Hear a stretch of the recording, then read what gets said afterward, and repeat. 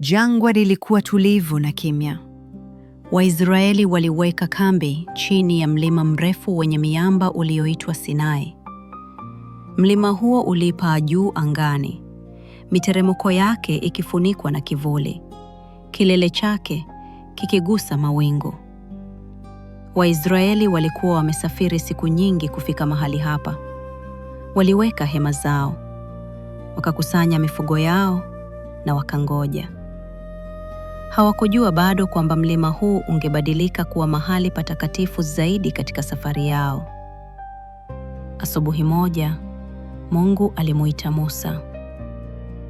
"Njoo kwangu juu ya mlima." Musa alipanda njia yenye mteremko mkali, upepo ukivuta joho lake, fimbo yake ikigonga mawe. Alipofika juu, wingu lilifunika mlima, na utukufu wa Mungu ukaangaza ndani yake kama moto.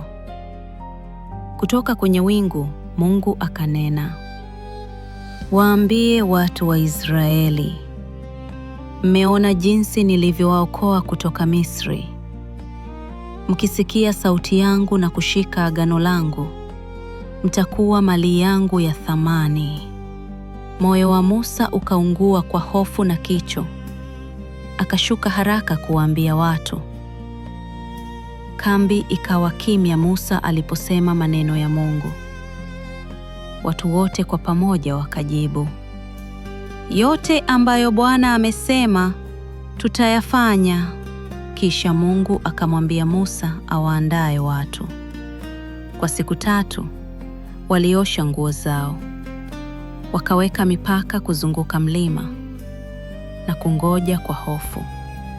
Hakuna mtu aliyeweza kugusa mlima, kwa maana ulikuwa ardhi takatifu. Siku ya 3 asubuhi, radi ilinguruma angani. Umeme ukapiga kama panga za moto. Wingu zito likashuka juu ya mlima, na sauti ya tarumbeta ikawa kubwa zaidi na zaidi. Ardhi ikatetemeka chini ya miguu yao. Watu wakatetemeka, wakakimbia nyuma kwa hofu, wakifunika nyuso zao. Lakini Musa akasonga mbele.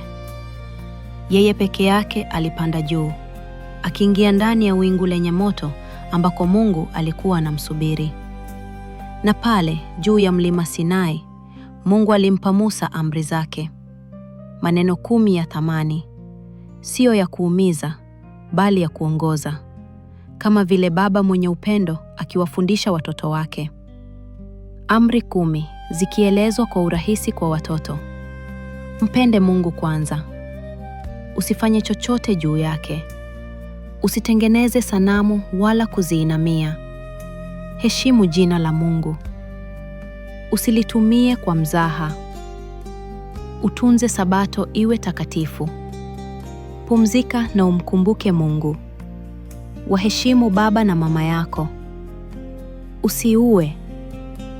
Uwe mwaminifu katika ndoa yako. Usiibe.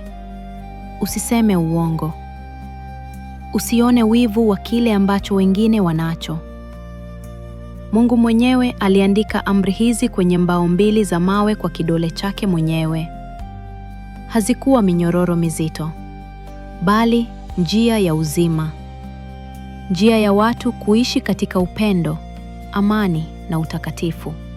Musa aliposhuka mlimani, uso wake ukaangaza kwa mwangaza wa utukufu wa Mungu.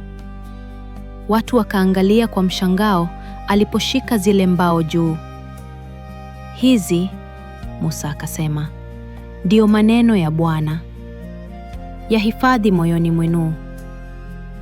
Mfundishe watoto wenu. Tembeeni ndani yake kila siku, naye Mungu atakuwa pamoja nanyi." Watu wakainama chini. Hofu bado ilitetemesha mioyo yao, lakini pia kulikuwa na furaha, kwa maana Mungu aliyewaokoa kutoka utumwa sasa alikuwa anawaonyesha jinsi ya kuishi kama watoto wake. Kuanzia siku hiyo, amri 10 zikawa msingi wa maisha ya Israeli. Hazikuwa tu sheria, zilikuwa picha ya upendo wa Mungu. Kila amri ilikuwa ni ahadi kwamba wakitembea katika njia za Mungu, wangeishi kwa amani pamoja naye na wao kwa wao.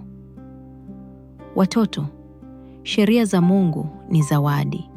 Kama vile wazazi wanavyoweka mipaka ya usalama, amri za Mungu hutulinda na kutuongoza. Utakatifu ni muhimu. Mlima ulitetemeka na kuungua kwa moto, kuonyesha kwamba Mungu ni mtakatifu na mwenye nguvu. Utiifu huleta baraka. Tunapotembea katika njia za Mungu, tunapata amani na uzima. Usiku huo, kambi ya Israeli ilikuwa kimya chini ya nyota. Mlima bado uliangaza kidogo kwa moto wa uwepo wa Mungu.